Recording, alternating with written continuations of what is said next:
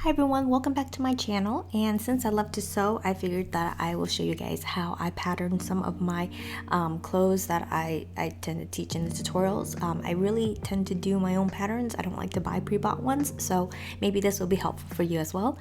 So today I'm going to show you how to draft these high-waisted jogger shorts with a drawstring, and then in the next video I'm going to show you how to draft pockets. It's super simple, but I do want it to be a one-off video.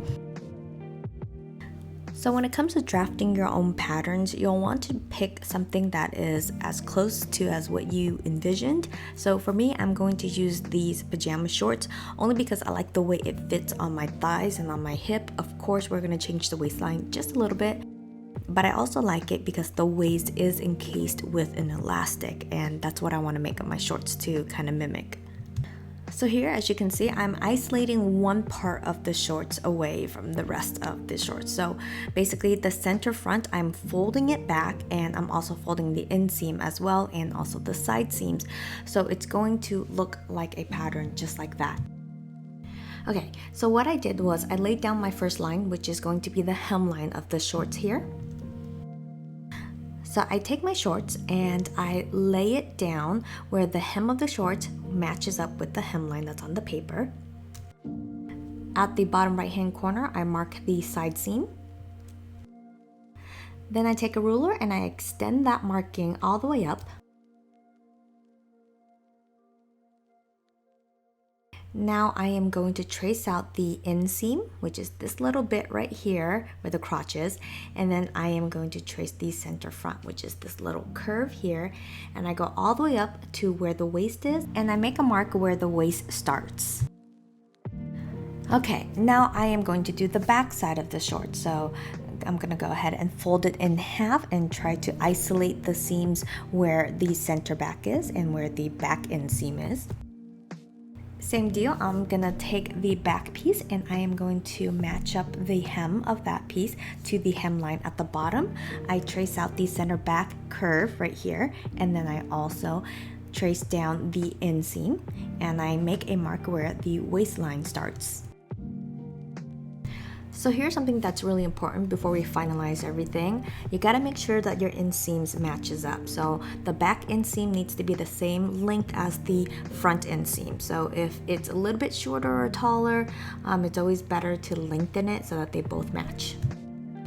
Okay, I'm just gonna label a couple things here. The vertical line from before is your side seam. Because I'm gonna cut this in one piece, you won't technically have a side seam, but it's there for reference for other shorts if you want to. That's your center front, and then this is gonna be your center back.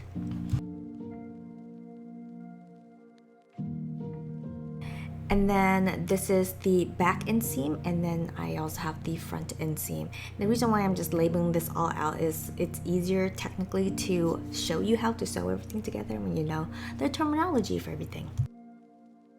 Okay, so this is the base to your shorts. Technically, this would be considered a sloper pattern, but I would have to explain sloper in like a completely different video. So this is the pattern that we're gonna work off of. So there's two things that you can play with when it comes to this pattern here.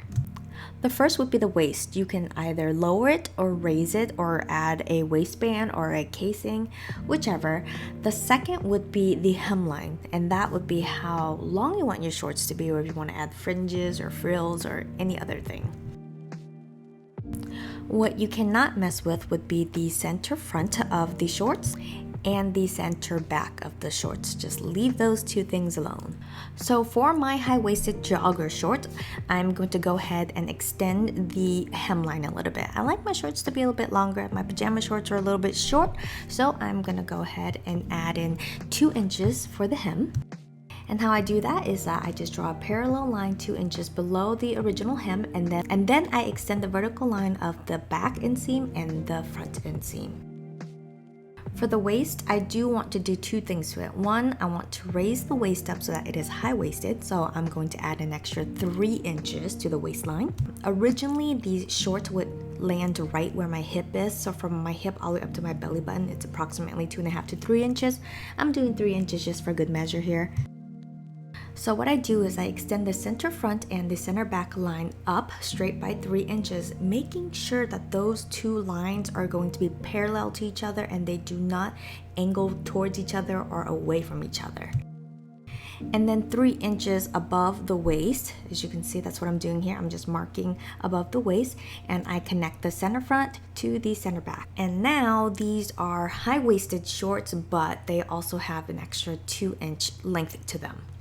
Okay, so this is the final design pattern. Now lastly, I am going to add seam allowances and any other extra detailing to it. So for the hem, you can add a 1-inch cuff or even just a 1/4 inch if you want to sew some trims to it. I'm not going to add anything extra because I'm going to just leave the hem edges raw. For the inseams on the front and the back, I'm going to add a 1/4 inch of seam allowance.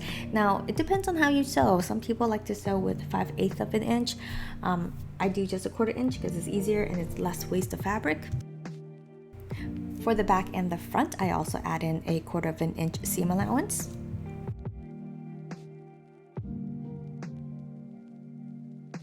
Okay, so for the waist, I am going to add a 2-inch waistband. So at the waist, I'm going to add another extra 2 inches. So again, from the center front and the center back, you're gonna extend those two lines up by 2 inches.